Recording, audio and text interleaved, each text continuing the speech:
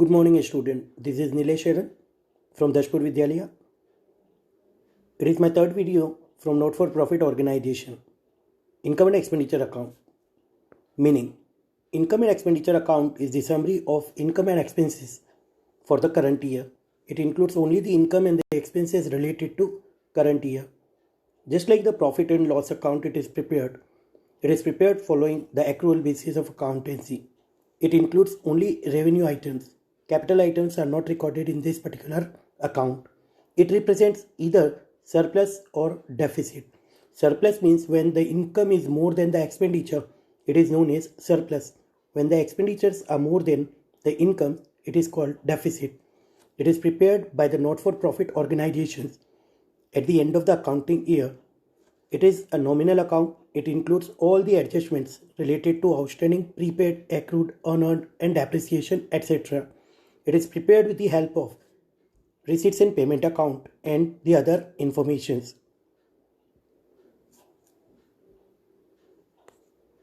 Features. As we discussed through the definition, the same features we are given here also.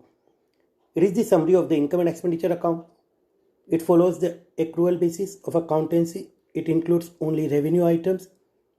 It reflects the surplus or the deficit. It is prepared with the help of receipts and payment account. All the adjustments are included in it, and it is a nominal account. Now we are given the difference between income and expenditure account and the receipts and payment account. Income and expenditure account is a nominal account, whereas receipts and payment account is a real account. Nature of the items. Only revenue items are recorded in income and expenditure account, whereas revenue as well as capital, both the items are recorded in receipts and payment account. Period.